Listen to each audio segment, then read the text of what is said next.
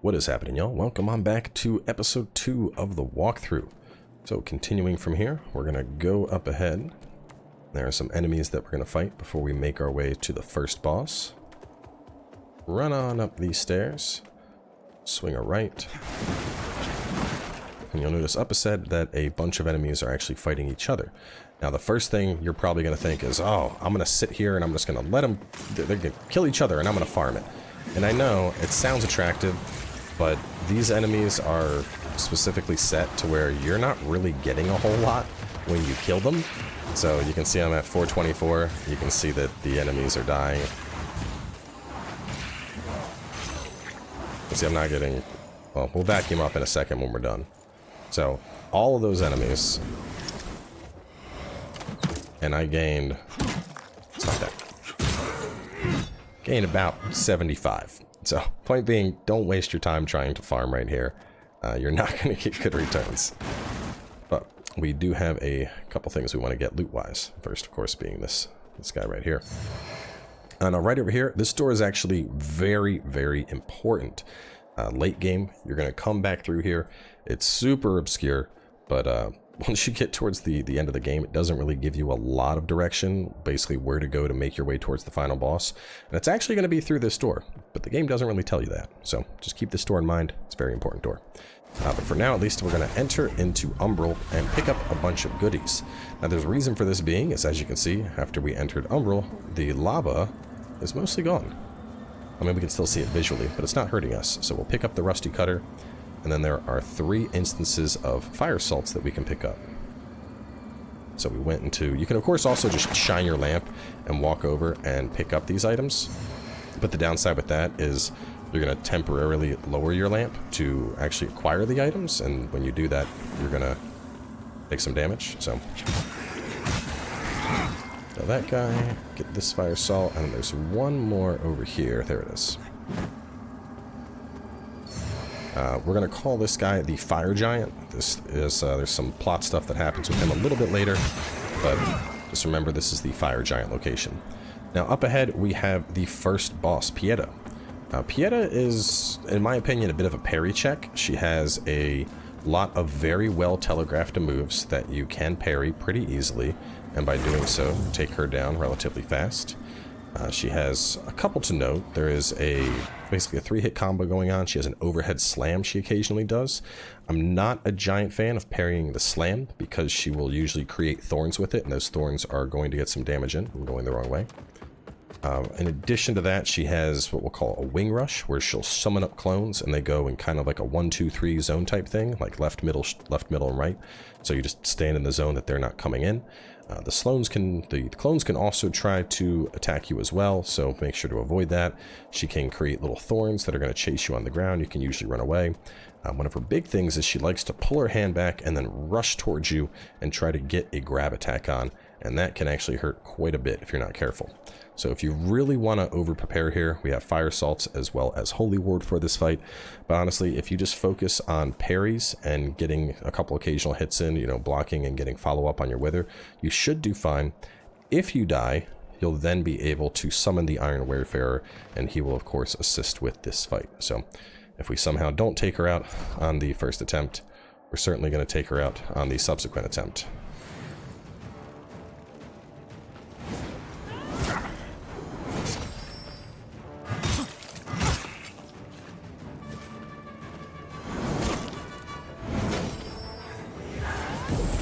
That's the slam that I just talked about avoiding.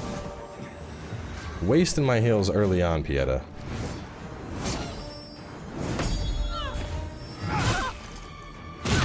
You can see why I said she's kind of parry bait.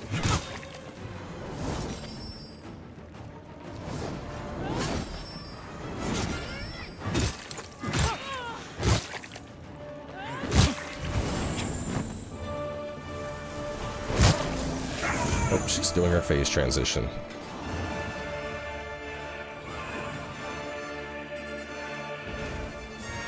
You can see the wing rush there.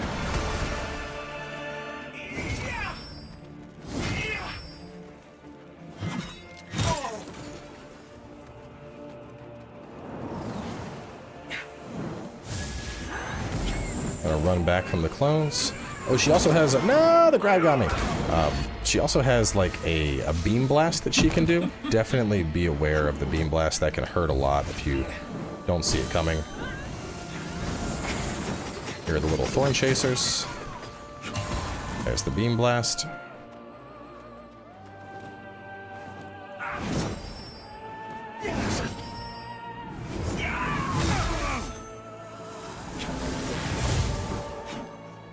Got a little cocky there with that hit.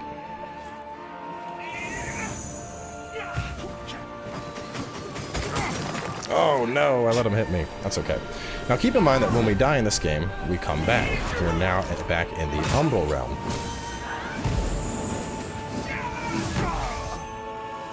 I'm dead. I don't know why I thought I was going to get off a charged heavy attack there. That was not the time to do a charged heavy attack.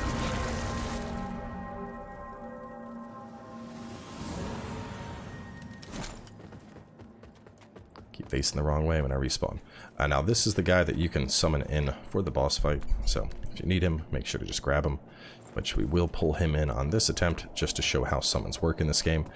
There's really no downside to using summons. The only thing is you have to have failed at the boss at least once, and then you will see the summon with a beacon. You can see seek assistance from the Iron Wayfarer. Doing that will summon him in. And there's actually quite a lot of summoning we're going to be doing in this walkthrough because, for starters, to get the Dark Crusader class, you have to summon during a particular boss encounter. And then on top of that, we have a mercenary NPC whose whole shtick is to summon her in on various bosses and then give her payment afterwards. So if you're not utilizing the summoning on bosses like that, you're just going to miss out on side quests. But we're going to just sit on back. And even though she is holy, we can still get some damage in here. So we're just going to go ahead and use up all of our mana to do our casting, which we didn't do at all in the last attempt. And the Iron Wayfarer, he'll do pretty good. Even if you just leave him completely on his own, he's probably going to get through about a third of his health without you ever having to do anything. So now that we've done that, we're going to two-hand and we'll start bonking her pretty hard.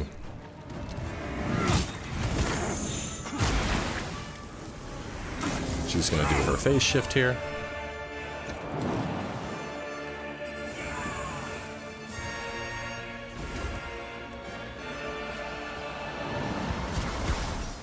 You can see the NPCs do a very good job of holding aggro on the bosses as well, so...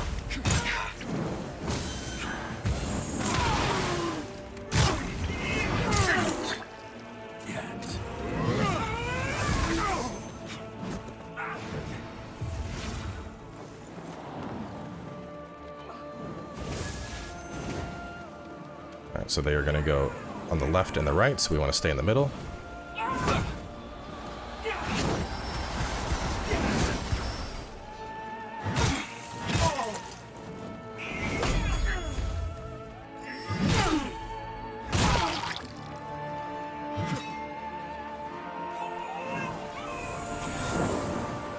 There's the, you can see how she pulled back the arm to go for that grab.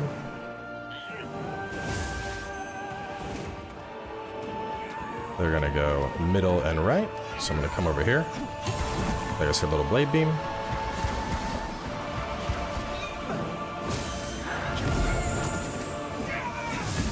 Just doing the slam, so I'm gonna avoid it. You can see how a big thing here is we're waiting for the right time. Even though she was only one hit from death there, you know, we had to heal, our health was full. All we had to do was just sit back, wait a little bit for her to leave herself open. And that's when we are going to take her on down. Now, after taking her down, we're going to want to go into Umbral. Go ahead and pop this stigma. Sisters, you honor us and all who came before you. Would suggest watching it. Go on up here, open this chest, give us a new spell. This is going to be a shortcut that we unlock significantly later into the game, so don't worry about that for now. And then you can emerge from the Umbral here if you want now.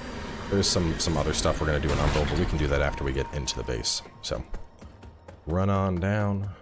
Now we are at our hub. Welcome to Skyrest Bridge. Now, I'm going to probably call this Skyfort and, you know, Skyrest and Skybridge and all sorts of different names. I always get the name mixed up, so I'm just letting y'all know. This spot is where we're going to find our mercenary friend after we rescue her. As for this spot, I still haven't seen... Well, actually, no, Andreas comes here at one point. Over here, that one and that one, those stayed locked. But let's talk about what we can immediately do in Skyrest. So I'm going to scroll my notes a bit here. So first off, talk to Dunmire. Just burn through all of his dialogue, get through all of it, blah, blah, blah, blah, blah, blah, blah. But now it is to use the and deliver self. Roga, the Aureus Myth. You can see he has a couple different things. If you are using the exact build I am, this radiant weapon may be of use to you. And I wonder if you're considered a light hammer. Part of me is tempted to use 2 of these, because that does sound kind of cool. I believe you're considered light. Yeah! It's hammer time, baby. So anyway, buy whatever you want from him. Go ahead and talk to Pieta. And to think when all to deliver, forgive me. I'm Pieta. This is the boss we just fought, whose name I'm mispronouncing. The beacons and a dear fellow chose. This is where we can upgrade our heals.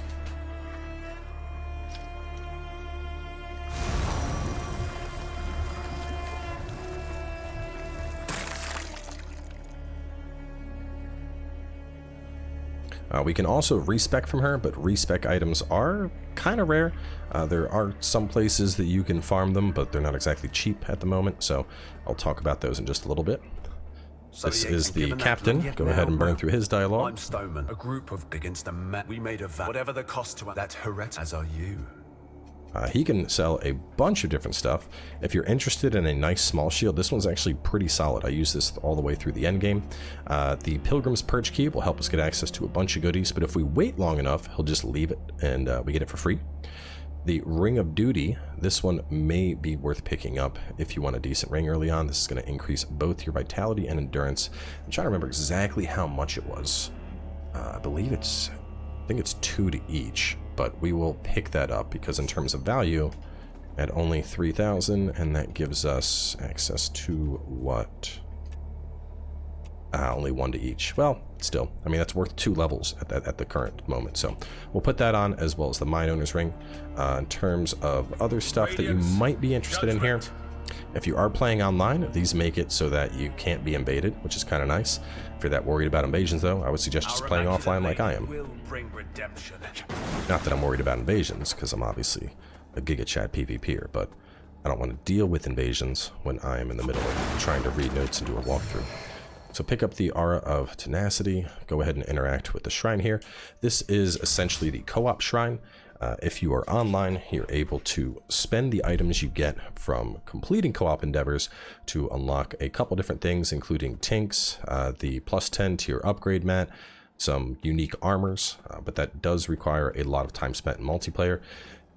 These NPCs, I've never seen them change anything. They're just kind of, they just hang out. They just hang out and you can talk to them. They don't really do a whole lot. Up here, there is nothing to do for the time being, but after we get our blacksmith, which will be in just a little bit, this is going to be where she sets up shop. And then lastly, we are going to, boom, go into Umbral and run up on this side and talk to Molu. The lamp only then. Now, we can upgrade this with chisels. We're going to find 3 of those as we play through, but for now, we can't do that.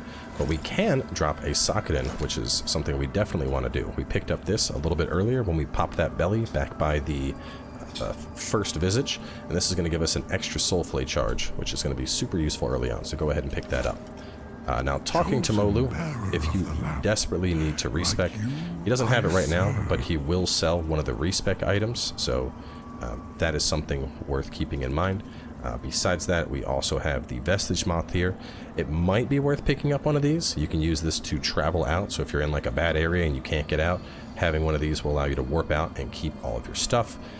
He also sells an infinite amount of Vestige Seeds, which are very nice, and then he has the Eye of Vengeance, which to talk a little bit about that, I think this may also be an online component. No, we can do this offline. Nope, we cannot. Well, Basically, throughout the game, you're going to see red lanterns on the ground. If you interact with them and soul flay those, it will point you to an enemy that has killed somebody else playing through the game. And the idea is that killing that enemy will earn you vengeance. So if you really want to load up on those eyeballs, what you can do is when you find one of those, go ahead and pop that, and that's just going to start really loading up on these vengeance opportunities, so you can kill all these enemies and get eyeballs and get stuff from here, which very similar to the other shrine. Using this one, we can gain access to more respec items, we can gain additional tinks, things along that pathway. So there's a couple other doors here that are currently locked. A lot of those require the Skyrest bridge key door, which we're going to get in a little bit. We're actually going to be swinging back around and coming to this place very shortly. So don't worry about it for now. Instead, if you still have enough to get a level, let's grab one.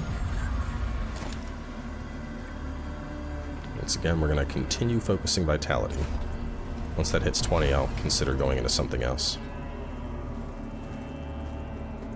We actually want to do a proper rest as well to take us out of Umbral. Okay.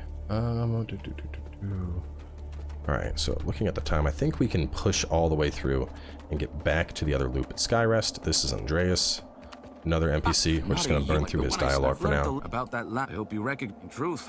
Of course, my name, but far more than as proven by my... That's right, who defied only to be betrayed. So you'll while and give me the lamp, no? It saddens. I hope you see set my offers, after all. Basically just some dick that's full of himself.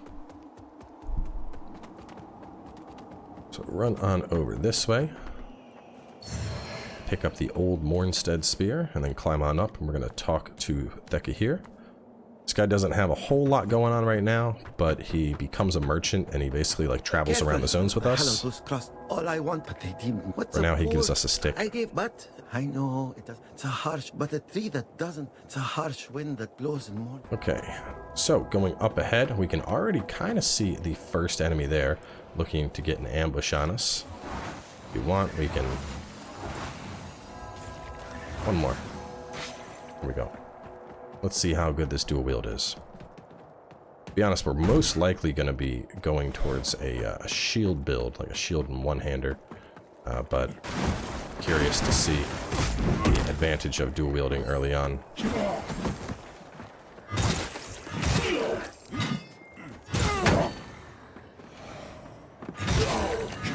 It's pretty good. We'll pick up that. We'll pick up this. This guy is looking to fight us. Right over here is a thing that we can exit from the Umbral realm with, which we're gonna need in a second, but oh, that's sweet. I like that attack.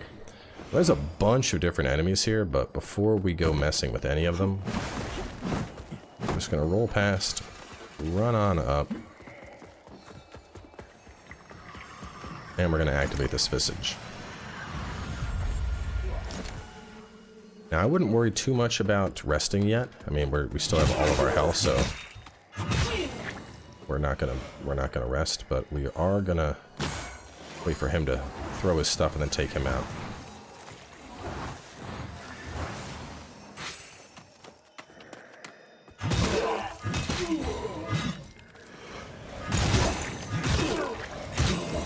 It's better than one hammer, two hammers. Another one that's up top. Go ahead and pop him off.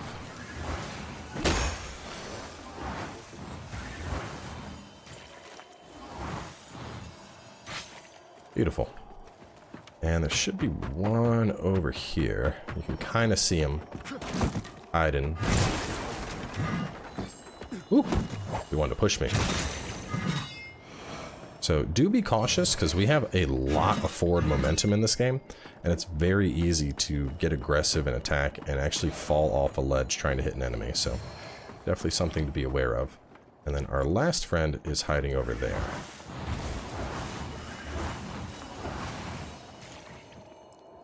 I'll pop a little Mana Stone cluster here.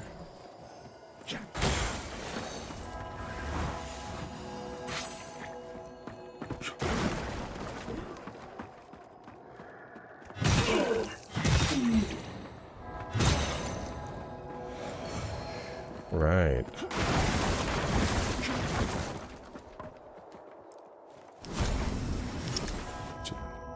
Vacuum up any souls that we missed. I'm curious how that stacks up. You were just strength and agility, whereas you have some holy on you. Okay. Alright, one above, one to the right. Kill the troops off to the left. There's another mage guarding the holy ward. So if we're good to go, we're going to now enter Umbral. We're going to cross the bridge. So we want to go up here and drop.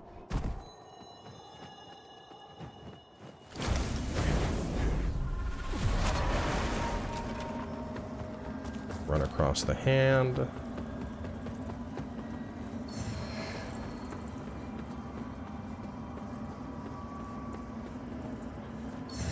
Access to the rejects blade. Some fist weapon. Now we're going to try and perform the yeet technique. This can be a little tricky to pull off, but it's the soul flay technique, and we didn't really show that previously, but now is a great time to utilize it. So first I want to try and take out anything that I can. Over there, that thing is what we're going to be fighting. That the fairy is what I call them. But we need to get her over towards a ledge. There we go. Now to properly do the yeet, one of the most important things with the yeet is you want to be parallel to a ledge. So I had to be lined up with here to toss her on off. But you can pull enemies towards you, send them to the left, or send them to the right. So any of those are viable options for yeeting. Unfortunately, you can't like throw them, as in like throw them backwards. So you always want to aim to try and get parallel.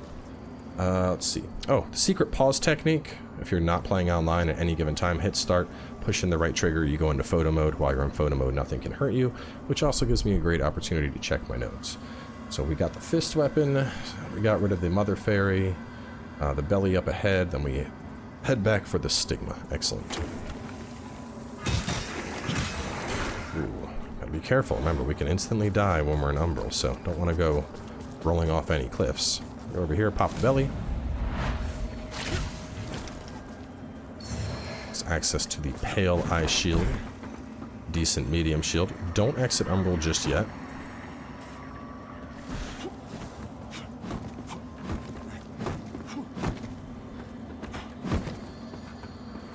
Look at this. Oh, hallowed sentinels. Most blessed representatives of the Holy Church cleric. My soul soars to see. Hold your tongue, pilgrim. And on your feet. Nothing better yet. Are on sacred ground. And we are yet to see whether you are deserving of that honor. I assure you, I have dedicated my life to the teachings of Judge Cleric. My faith in her and her divine works is boundless. Pray it is. For our Immaculate Lady's light will lay bare the truth. And in radiance, there is judgment. Alright, so we're going to go ahead and rest and spend our current vigor.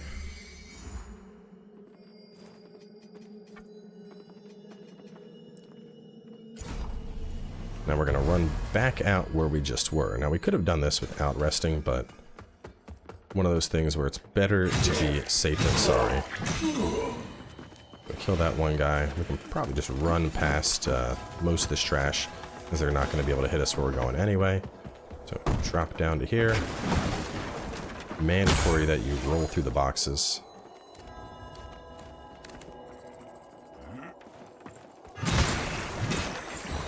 This is a shortcut that we'll gain access to significantly later.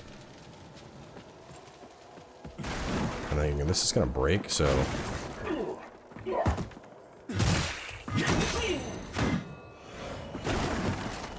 And then this whole area is basically filled with assholes trying to ambush you. So just be ready for it.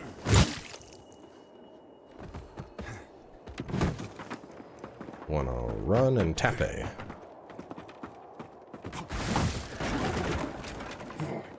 This guy has a Umbral Spectre, or a, not a Spectre. Yeah, Umbral, I already forgot what those things are called. Whatever, he's dead. And there's some loot back there that dropped on kill that I didn't get. Ugh, I don't really like this jump.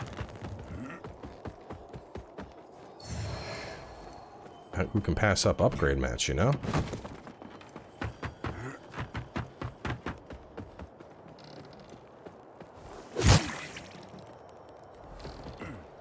Really like the kick in this game.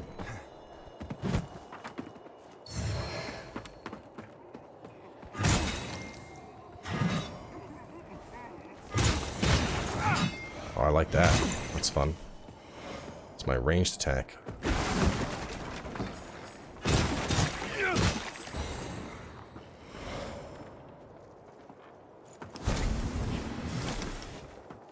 Doing a quick vacuum in case I missed anything.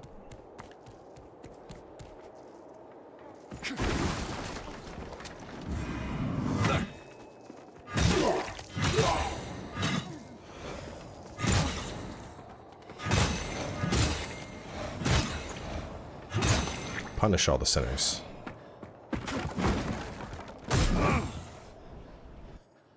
Man, I even knew he was there and he still got it off.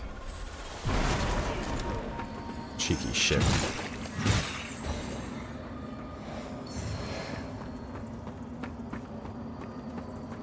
That's okay though, we'll be fine.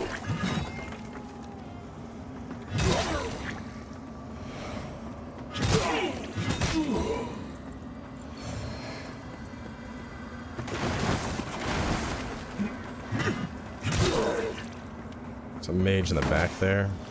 And mostly ignore him until you've killed the other guys.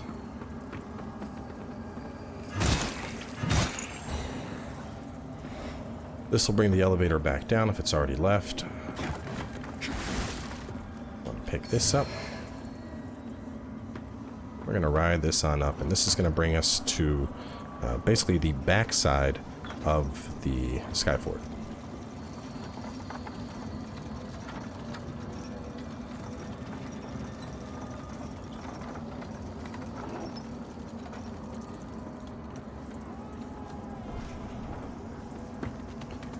So we can go ahead and pick up Ice Grip, and then we're going to go ahead and exit again.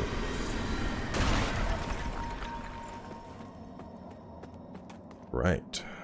After doing that, we're going to make our way down.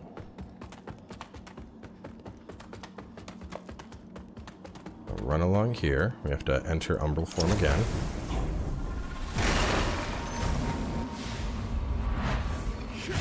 Divine again. Witness this offering I make to you. After we see... Actually, I don't know what happens if we leave before we finish the scouring. I haven't tested that yet.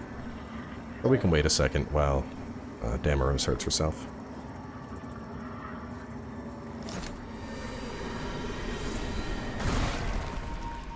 So for this next part, you want to hold the lantern out.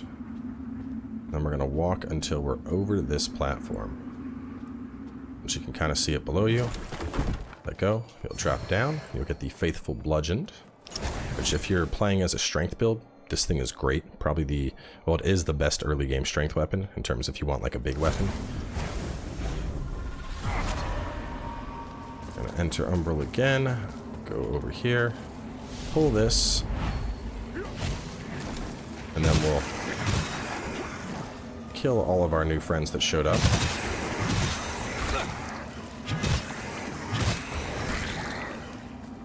Now up ahead, we are just going to run past a couple enemies. These guys can be kind of hard at this point in the game, so I wouldn't really suggest you mess with them too much, including this fairy that's right here.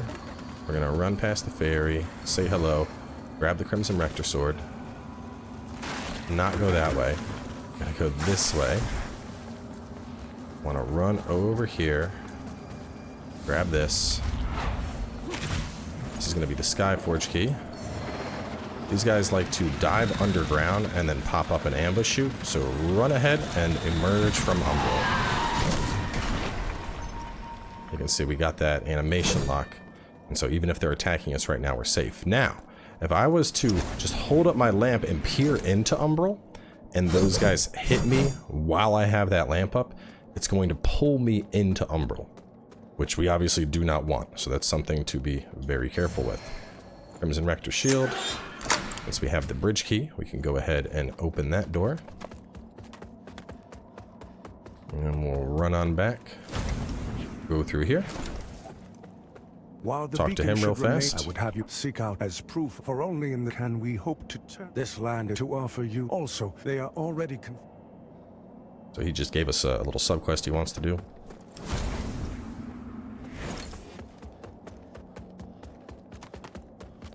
Now we're gonna run back to where we were. Except we're gonna go over this little dip. We're gonna go in here.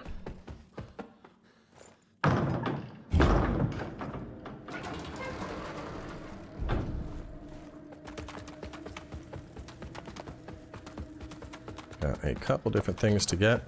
Got some skulls. Got the Decrier set. Got another skull. Got a cool looking tomb. After that, run on up, and we're going to, basically this is just another connection, so you'll see where we're at in just a second here.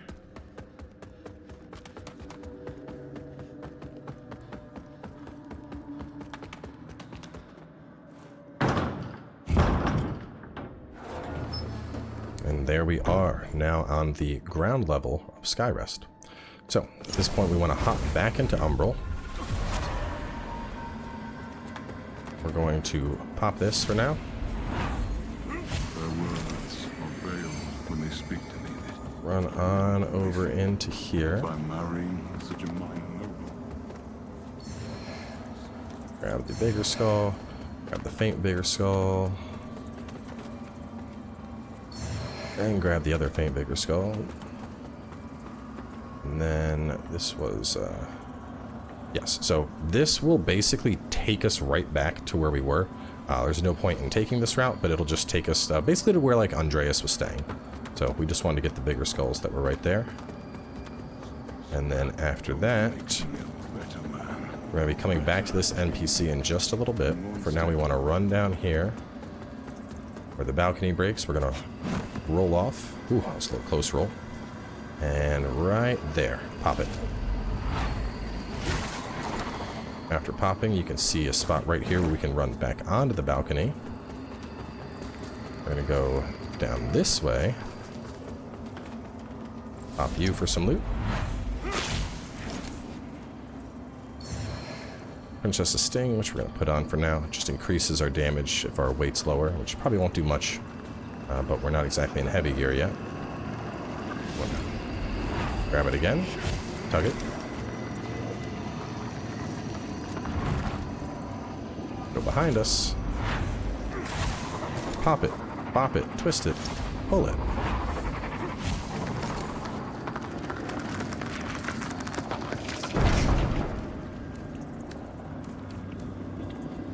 And then the last one is right up the ladder here.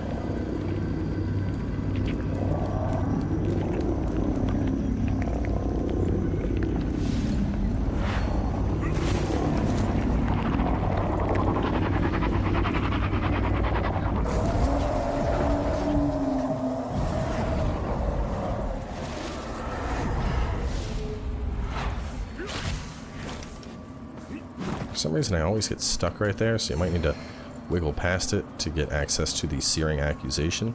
Now that is a Pyromancer Catalyst. I know at first glance you're probably going to be like, Pyro Catalyst, let's go, I'm going to put it on. But no, we're not going to put that on. We're actually going to give that to an NPC and start the first step of her quest line. We'll go all the way back up top and over here. Talk to the tortured prisoner, hand over the Searing Accusation. After you do that, go ahead and exit to the main menu.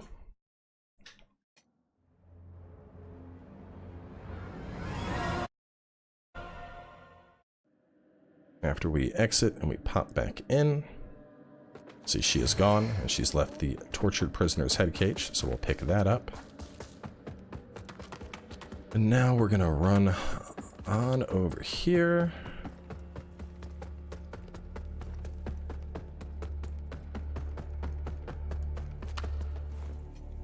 We are going to warp to the seedling we had previously placed.